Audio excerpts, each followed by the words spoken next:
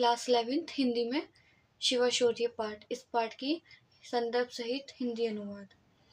इसके संदर्भ लिखने की जो ट्रिक है वो ये है कि जब आपका एग्जाम में क्वेश्चन आता है वो आता है कि प्रस्तुत पद्यांश का हिंदी सहित अनुवाद कीजिए। जब पद्यांश की बात आए तो समझ लेना ये कौन से खंड से लिया गया है, काव्य खंड से। पद्यांश की बात आए तो कग्ग खंड से। तो आप लिखेंगे प्रस्तुत पद्यांश, तो ऊपर से देख के लिखिए कि प्रस्तुत पद्यांश हमारी पाठ्य पुस्तक से लिया गया होगा, तो लिखिए हमारी पाठ्य पुस्तक कौन सी है, हिंदी के। प्रस्तुत पद्यांश हमारी पाठ्य पुस्तक हिंदी के। पद्यांश है तो कौन सा खंड होगा, काव्य खंड। काव्य खंड में संकलित एवं महाकवि भूषण द्वारा रचित।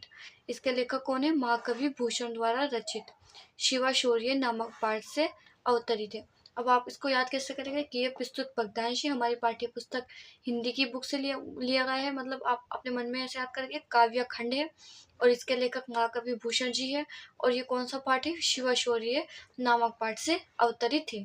अगर अवतरित भी नहीं लिखा जाए तो आप इसे लिख सकते हैं कि शिवा शौर्य नामक पाठ से लिया गया है। ठीक है, ये फिर आपको पूछा जाता है प्रसंग। प्रसंग क्या होता है, प्रसंग में आपको ना जैसे व्याख्या होती है, व्याख्या लिखनी होती है पूरी, तो एक हिंट देना होता है कि इस व्याख्या में किसकी बात होने वाली है। तो आप बताइए, अगर आप ऐसा है एग्जाम में चले गए, आपको यही नहीं पता कि प्रसंग क्या है, मेन होता है आपको पाठ का नाम और लेखक का नाम याद होना। एग्जाम में ये ज्यादा देखते हैं। तो प्रसंग आप क्या देखेंगे, पहले आप ऊपर की वो पढ़ेंगे थ्योरी, उसमें देखना कि किसकी बात हो रही है, कृष्ण की बात हो रही है, राधा की बात हो रही है, किसी के सौंदर्य की बात हो रही है, तो उसका थोड़ा सा हिंट आप प्रसंग में दे देंगे कि इसमें इसके बारे में बताया गया है। या कोई युद्ध कर रहा है तो उसकी वीर गाथा के बारे में लिखना है। जैसे इसमें है, इस पद्य में कवि ने वीर शिवाजी का युद्ध जीतने के लिए चलने का वर्णन है। युद्ध जीतने के लिए वो क्या करते हैं, चलते हैं, तो उसका वर्णन किया गया है। इतना लिखना है बस आपको कि इस पद में कवि ने वीर शिवाजी के युद्ध जीतने के लिए चलने का वर्णन है। हमारा चैनल जो है वो कक्षा 9 से 12 वालों तक के लिए है। यदि आप इस चैनल पर न्यू है तो चैनल को सब्सक्राइब करें एंड वीडियो को लाइक करें। और इसकी सारी वीडियोस देखने के लिए हिंदी की आप इसकी क्लास 11 हिंदी की प्लेलिस्ट चेक करें, उस पर सभी चैप्टर्स की वीडियोस अपलोड है, संस्कृत की भी, काव्य खंड की भी, कक खंड की भी। फिर आती है इसकी व्याख्या। ये फर्स्ट है, साजी चतुरंग यो हलत है। व्याख्या लिखिएगा, महाकवि भूषण कहते हैं कि महाराज शिवजी अपनी चतुरंगनी सेना, जिसमें रथ, हाथी, घोड़े एवं पैदल सैनिक शामिल होते, को सजाकर एवं अपने शरीर को उत्सुकता धारण करके युद्ध जीतने के लिए प्रस्थान कर दिए। कवि भूषण कहते हैं कि विशाल नगाड़ों की ध्वनियों से नदियों, नालों और हाथियों की कनपटी से निकलने वाले तरल दर्वों अर्थात मद में बाढ़ आ गई है। सेना के इधर उधर फैलने से संसार की प्रत्येक गली में खलबली मच गई है और हाथियों की धक्का मुक्की से घड़े बड़े बड़े पर्वत उखड़ने लगे हैं। सेना की दौड़ में चारों तरफ धूल उड़ रही है, जिससे सूर्य तारा के समान प्रतीत होने लगा है और विशाल समुद्र इस प्रकार हिल रहा है जैसे थाली पर रखा हुआ पारा तरल धातुएं हिल रही हो। फिर भाषा लिखिए, भाषा वज्र है, गुण ओज है, रस वीर रस है, छंद मन हरण कवित्व है, अलंकार अनुप्रास है। सेकंड है, बाने फहराने शेष के। संदर्भ जो है इसका पूर्ववर्ती रहेगा। जो मैंने आपको बताया कि प्रस्तुत पद्यांश हमारी पाठ्य पुस्तक है, तो हमारी पाठ्य पुस्तक की कौन सी है, हिंदी की है। हिंदी के काव्य खंड में संकलित एवं महाकवि भूषण जी द्वारा रचित शिवा शौर्य नामक पाठ से अवतरित है या लिया गया है। ठीक है, प्रसंग में मैंने आपको बताया था कि इसकी थोड़ी सी थ्योरी बता देते हैं, पॉइंट लिख देते हैं, हिंट कि हम व्याख्या में किसके बारे में बात करने वाले हैं। तो प्रसंग में लिखेंगे, इस पद्यांश में शिवाजी के पराक्रम का वर्णन किया गया है। कभी आप भूल भी जाओ ना तो आप व्याख्या याद रखना, याद भी नहीं रही तो ऊपर से देखना क्या क्या बातें हो रही है उसमें, उसका हिंट दे देना। उसके बाद व्याख्या अपने शब्दों में करके लिखने को कहते हैं। कि जैसे शुद्ध हिंदी में लिखा है तो आप, जैसे कोई है जल लिखा है तो जल को पानी लिखेंगे, रात्रि लिखा है तो रात लिखेंगे, ऐसे अज लिखा है तो अज का मतलब आज होता है। इस तरीके से अपने शब्दों में लिखना होता है। व्याख्या लिखिए, महाकवि भूषण जी कहते हैं कि युद्ध स्थल में शिवाजी की सेना के झंडे फहराने लगे हैं और हाथियों के गले में पहनाए गए घंटे बजने लगे हैं। शिवाजी के प्रताप को देखकर विभिन्न देशों के राजा और महाराजा उनके सामने टिक नहीं सकता। शिवाजी की सेना के प्रसन्न से पर्वत टूट जाता है और गांव तथा नगरों को लोग शिवाजी के नगाड़ों की ध्वनि सुनकर इधर उधर प्रस्थान करने लगे। हाथियों के अत्यधिक तेजता से चलने के कारण उनके होदे ढीले पड़ने लगे और हाथियों की कनपटी के पास से निकलने वाले द्रव को पीने वाले भोरे अपने घर की ओर भागने लगे हैं। उस समय वे भोरे छूटे हुए बालों के समूह की तरह दिख रहे थे। शिवाजी की सेना के भार से पृथ्वी को धारण करने वाले कछुए की कठोर पीठ टूट गई और शेषनाग के फन केले के पत्ते के समान फट गए हैं। इसका काव्यगत सौंदर्य लिखेगा। भाषा वज्र है, रस वीर रस है, छंद उपमा है और नहीं नहीं, ये ना छंद ये वाला आएगा। छंद कौन सा है? मनहरण कवित्व, अलंकार उपमा और अनुप्रासी। मैंने सॉरी ऊपर नीचे लिख दिया धोखे से, तो आप इसको सही कर लेना।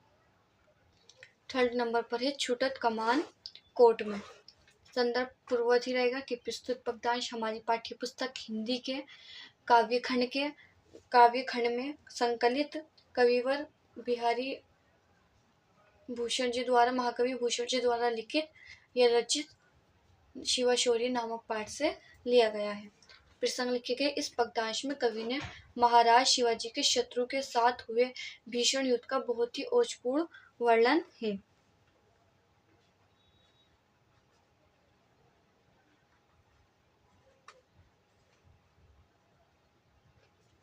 व्याख्या लिखे गए।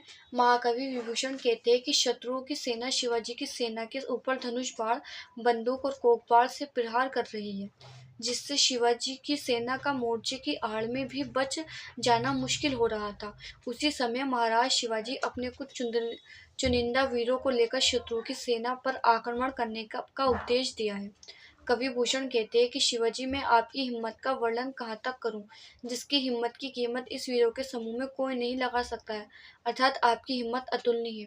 वीर शिवाजी की सेना अपनी मुद्दों पर ताव दे देकर अपने अंदर उत्साह भरकर शत्रुओं के किले की चोटी पर पांव रख कर और शत्रुओं के मुख को घायल करके किले के अंदर कूद पड़ते हैं। इसका काव्य का सौंदर्य लिखेगा। रस वीर रस है, छंद मनहरण कवित्व है, अलंकार अनुप्रास है, भाषा वज्र है। नंबर 4 पे इंद्र निज गिरीश को।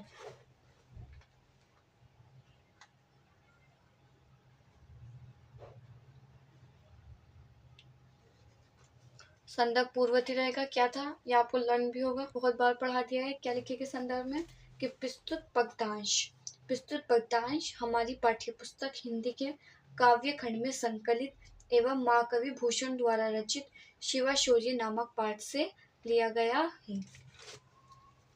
जिसका प्रसंग लिखेंगे। कवि ने शिवाजी के यश का वर्णन करते हुए बताया है कि शिवाजी के यश के प्रकाश में सभी की अपनी वस्तुएं खो गई है।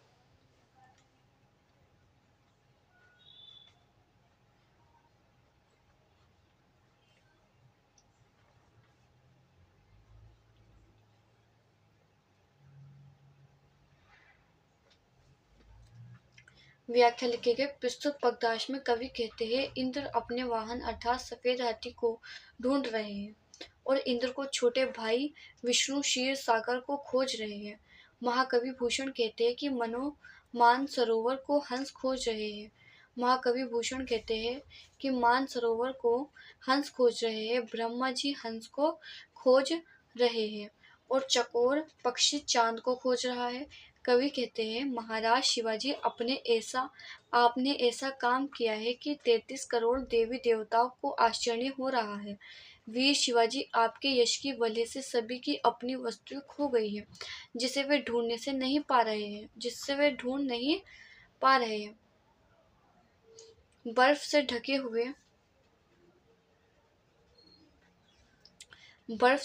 हुए कैलाश पर्वत को शिवाजी खोज रहे हैं और शिवाजी को माता पार्वती खोज रही हैं। ठीक है।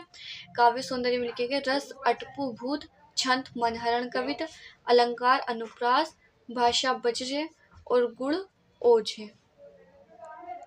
ये इसकी लास्ट व्याख्या है। प्रेतेनी पिशाच डरू चढ़ाई है।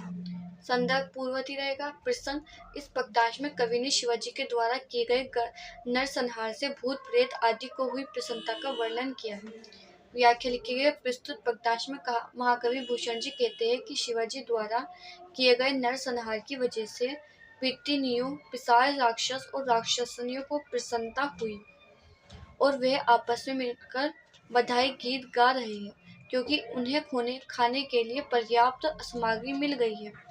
भैरव और पार्वत के समान विशाल भूत प्रेत और योगिनियां झंड के झुंड दल बनाकर एकत्रित हो गए हैं। युद्ध में हुए भीषण नरसंहार को देखकर काली माता हर्ष सूचक किलकारियों करके कौतूहल करते हुए क्रीड़ा कर रही है और शंकर डमडम की आवाज करते हुए डमरू बजा रहे हैं। इस दृश्य को देखकर पार्वती जी शंकर जी से पूछती है कि आज ये संपूर्ण समाज कहाँ चला जा रहा है। क्या आज शिवाजी ने किसी राज्य की ओर